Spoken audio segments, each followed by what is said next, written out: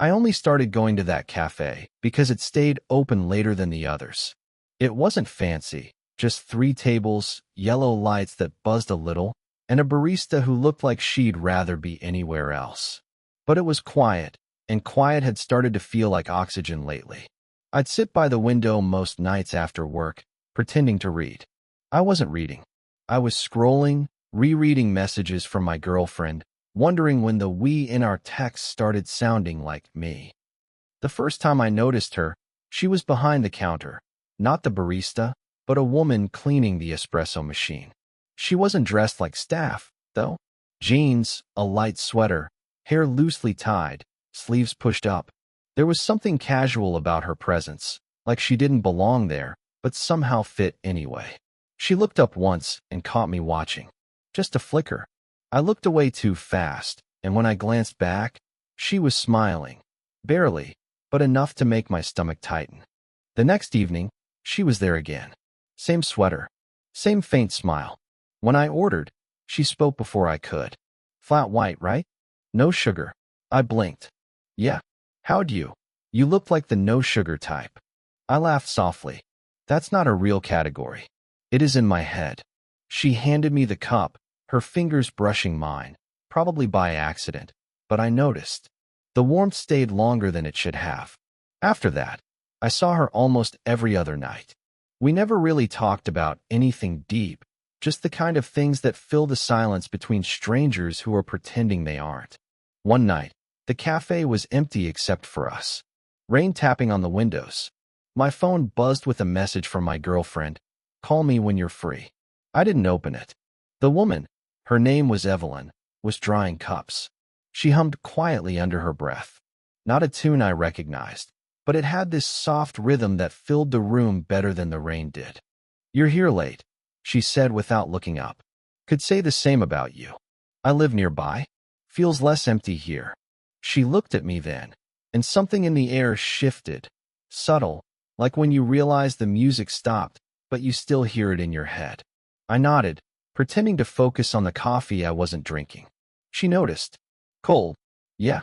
I forgot about it. You do that often? Lately, yeah. She smiled softly, but her eyes didn't. Then maybe you're thinking too much. There was a quiet after that, comfortable, but full. She went back to wiping the counter, and I found myself folding my napkin over and over again, trying not to look at her hands. When I finally stood to leave, she said, almost as an afterthought, you don't have to keep pretending to read. I froze.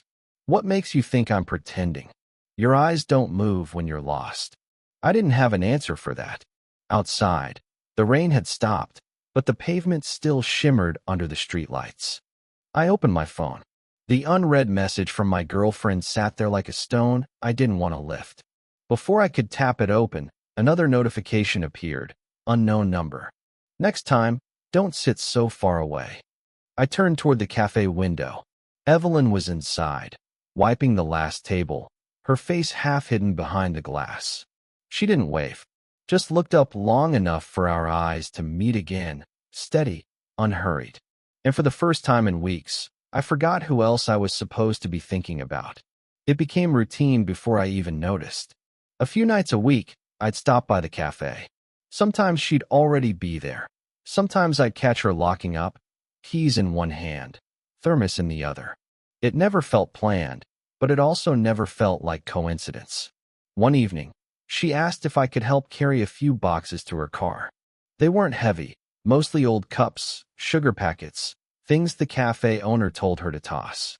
The parking lot was dark except for the yellow halo under a flickering lamp. You're doing free labor, she said with a faint laugh. I'm just avoiding going home. That bad? Not bad. Just quiet in the wrong way. She didn't ask more. She didn't need to. That was one of the things about Evelyn.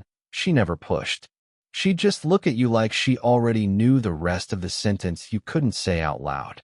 When we finished, she leaned against her car door, watching the steam rise from her thermos. My ex used to drink tea before bed, she said quietly. Always left half of it on the counter. Used to drive me crazy. Her voice wasn't bitter, just factual, like she was reading an old grocery list. And now? I asked. She smiled, small and tired. Now I make just enough for one. I didn't know what to say to that. The air felt suddenly thick, like the kind of silence you could walk into and get lost in. She broke it with a soft chuckle. You're not great at pretending to be detached, you know. Was I pretending? You all do. Boys your age. I didn't argue. I just looked at her hands, tracing the outline of her thermos, the way her thumb brushed the edge like it was muscle memory. I imagined what it would feel like to have someone look at me the way she looked at that cup, like something familiar, not fleeting. The drive home that night felt longer than usual. My girlfriend called twice. I let it ring both times. The next day, I found myself standing in the cafe doorway again. Evelyn was sitting in the back, not working, just staring at her phone. I hesitated, then sat across from her. You okay? Just thinking, she said. My son texted. He's coming home next month. My stomach tightened before I could stop it. Your son? Yeah, you probably know him. Tyler. And just like that, everything rearranged itself. Tyler, my friend from college. She must have seen it in my face because her expression shifted, almost apologetic. You didn't know? No. Then maybe it's better if you do now. We sat there for a long time, the space between us suddenly heavy with everything unsaid. When I finally stood to leave, she reached out, instinctively, maybe, to stop me. Her hand brushed mine, soft but certain. Not long enough to mean anything. Not brief enough to mean nothing. And later that night, lying awake in the blue light of my phone, I kept seeing her hand there, the quiet certainty of it. And I don't know why that moment stayed with me. Maybe because it felt like someone finally saw me. The next week, Evelyn wasn't at the cafe. No note, no text. Not that she owed me one, but still, it felt wrong, like walking into a room and finding the clock missing from the wall. I went 2 nights in a row. Same table, same flat white gone cold. Nothing. On the 3rd night, she appeared, hair damp from rain, a navy coat half-buttoned. You shouldn't wait around, she said softly, setting down her umbrella. I wasn't waiting. She smiled, barely. Sure. There was a distance in her voice I hadn't heard before. Something measured, like she was making sure every word stayed in its lane. She busied herself behind the counter, but her hands moved slower than usual. You okay? I asked. Just tired. From what? Trying not to make things complicated. I didn't know what to say to that, so I said nothing. Just watched her pour tea into a chipped mug, the steam curling between us. Later, we sat outside, the rain easing into a fine mist. She offered me the mug, her tea, still warm. You look like you could use it, she said. I hesitated. What about you? I've had enough. I took a sip. It wasn't sweet, but it lingered, like her voice. A car passed. Streetlights flickered. The world kept going, but slower around us. Tyler mentioned you, she said suddenly. Said you used to come by the house sometimes. I nodded. Yeah, you were always in the kitchen. Cooking, probably. I used to feed half the neighborhood. You still do, I said. That made her laugh, quiet, startled, like she hadn't expected to. She looked at me then, really looked. The kind of look that's too steady to be casual. Something shifted again. That same hum beneath the surface, the air between us charged but fragile. I opened my mouth, closed it. Tried again. Evelyn. She shook her head before I could finish. Don't. I'm not. I know what you're not saying. The silence that followed wasn't empty. It was loud. I could hear the sound of her sleeve brushing her wrist, the faint tap of rain against metal chairs, my own heartbeat trying too hard to stay calm. Then the cafe door creaked open. Evelyn. It was the barista, the younger girl, her coworker. Forgot to lock up. Evelyn blinked, pulled her hand back from where it had almost found mine on the table. Right. I'll be in. The girl disappeared. Evelyn exhaled slowly, looking everywhere except at me.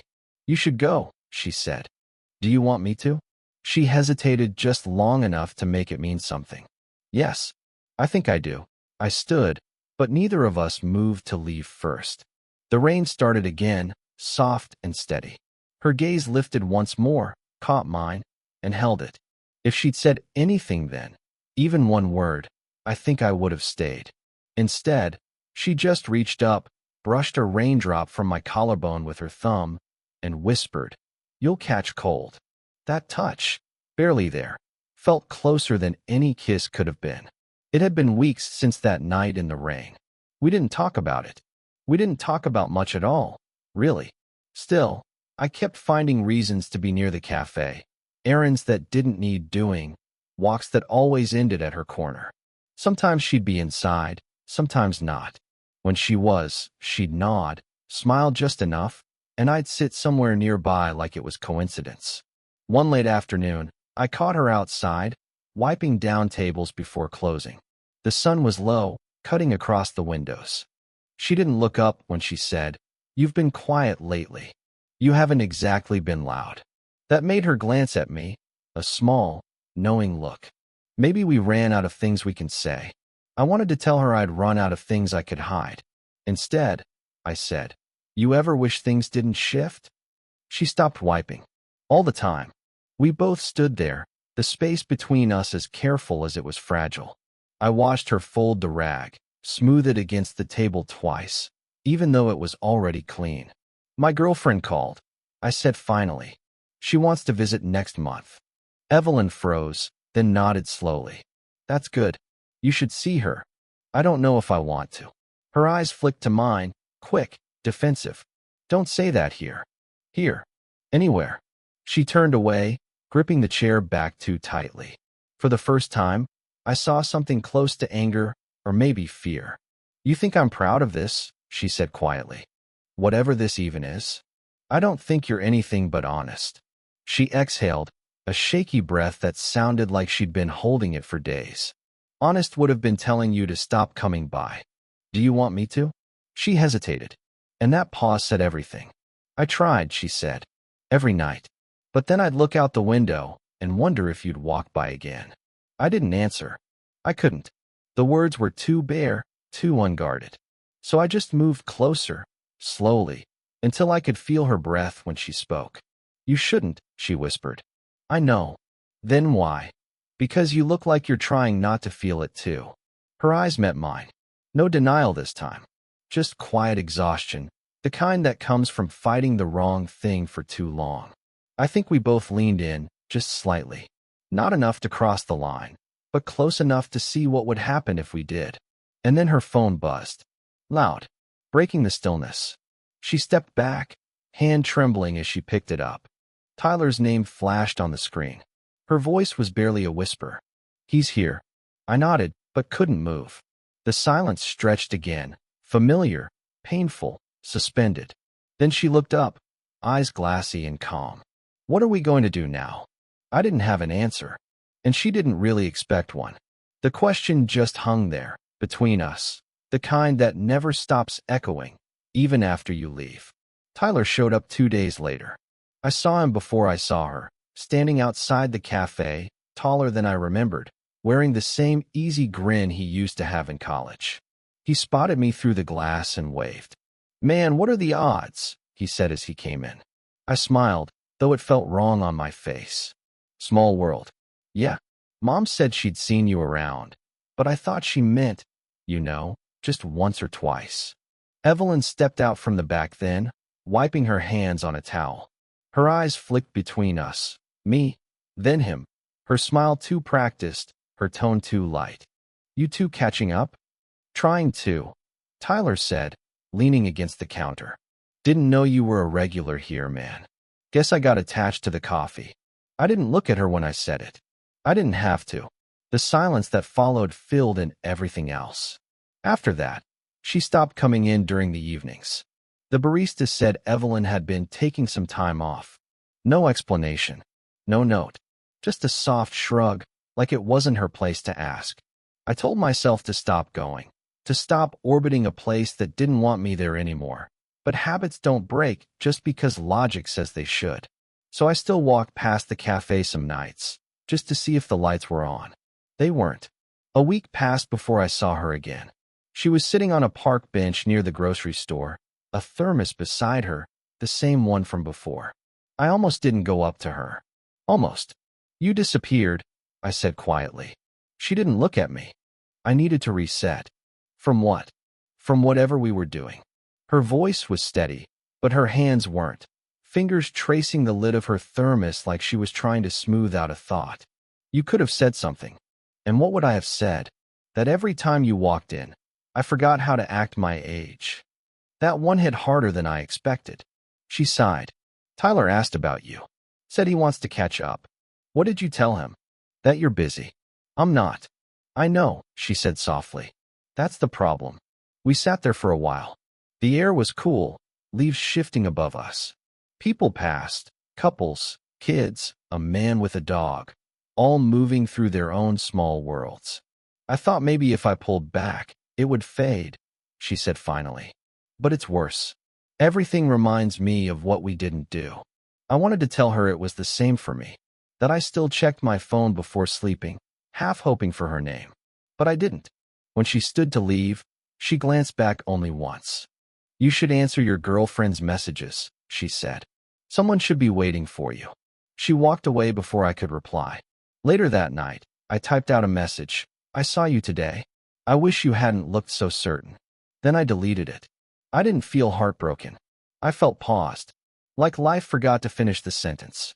It had been a month. The cafe changed its hours. The barista said Evelyn was helping her son with house repairs, maybe thinking of moving closer to her sister's place up north. I nodded like it didn't matter, but the truth sat heavy in my chest. I told myself it was over, that it had never really been anything to begin with. Just timing, just silence, just something that almost happened. Then one evening, walking home from the bus stop, I saw her porch light on. Her car was parked out front, dusted with leaves. The front door cracked open a few inches, soft light spilling out. I should have kept walking. I didn't. She opened the door before I could knock. I thought you might show up, she said, not surprised. You left the light on. Old habit, she said. Can't sleep when it's too dark. I stepped inside. Everything was familiar. The faint smell of tea, the ticking wall clock, the half-finished crossword on the table. She was barefoot, wearing a gray sweater that looked too big, sleeves falling past her wrists. You look tired, she said. So do you. We stood there for a moment, both waiting for the other to blink first. You shouldn't have come, she said quietly. I know. Then why did you? I looked at her, really looked. The small lines around her eyes, the way her hand tightened on the chair back as if she needed something to hold on to. Because I didn't like how it ended, I said. It didn't end. It just stopped. That's worse. She didn't disagree. She just turned toward the kitchen, poured hot water into 2 mugs without asking if I wanted one. She remembered anyway. We sat at the table, steam curling between us like a third presence. Tyler's back at his place, she said. He keeps saying I should sell this house. Would you? I don't know. Feels strange to start over when you're not sure what you're leaving behind. Her eyes met mine then, searching, tired. You'll forget me, you know. I've been trying. And it's not working. She smiled. Small, real, the kind that hurts more than it comforts. You shouldn't say things like that, she whispered. Then you shouldn't have made me want to. The clock ticked once, twice. She reached for her mug, but missed it slightly. Her hand brushed mine instead. Neither of us moved. You could stay for tea, she said, voice barely there. And then you'll go. Her thumb rested against my wrist for a heartbeat. Warm, deliberate, trembling just enough to make it real. Okay, I said. Not a promise. Not a goodbye. Just an acknowledgement that for a brief, quiet moment, we both stopped pretending not to feel it. Spring came quietly that year. The cafe reopened under new management. Different paint on the walls, louder music, new faces. I stopped going. It didn't feel like ours anymore, though ours was never the right word to begin with. Months passed. I found a new job, new routes. My phone stopped lighting up with names I used to wait for. Life got quieter again, but not in the lonely way. More like space had returned to its right size. Sometimes, I'd pass by her street on purpose, walking slow, pretending I needed to cut through. Most nights, the porch light was off, but every so often, Around 8:47 p.m., it'd be on. Just faint enough to look like an accident. One evening, she was out front watering the plants. I almost turned back, but she saw me first. "You still walk too fast," she said. "You still notice." She smiled, the same small smile that used to undo me. Tea. Always. Inside, everything was familiar. The hum of the fridge, the faint smell of lemon soap, the same mug she'd always used for me. The house looked softer somehow. Lived in. Warm. We didn't talk about what happened, or what didn't. Some things lose their sharpness when you stop naming them. "Tyler's moved again," she said, handing me the cup. "New job out west. He'll do fine." "He will." She sat across from me, tucking her legs beneath her, casual and calm. The silence between us was easy now, no longer heavy with questions. Just steady. "Do you ever think about it?" I asked. "Every day," she said, without hesitation. "Just not in the same way. And now," she stirred her tea, "now it feels like something that happened to remind me I can still feel." I nodded, tracing my thumb along the chipped rim of the mug, the same one from before. "You make it sound simple." "It wasn't," she said. "But I don't regret it." Her eyes held mine. No lingering ache this time, just quiet truth. "You look lighter," she added. "I think I stopped trying to forget." "Good." She reached across the table, adjusted the folded napkin beside my hand. A small, almost meaningless gesture, except we both knew what it meant. That we were still here. That what we'd shared hadn't vanished. It had just found its right size in the world. The clock ticked once, a soft reminder of how much and how little time really changes things. As I got up to leave, she walked me to the door. "You'll come by again?" she asked. "If the light's on." She smiled, the same tired, kind smile that had started everything. "Then maybe I'll leave it on." Outside, the night was cool, the air smelled faintly of rain. I didn't look back, but I didn't need to. Somewhere behind me, I knew she was still standing there, letting the moment settle, just like we always did. I didn't feel heartbroken anymore. Just grateful that something real had existed, even quietly. Did this story stay with you? What kind of quiet, real love stories do you want to hear next?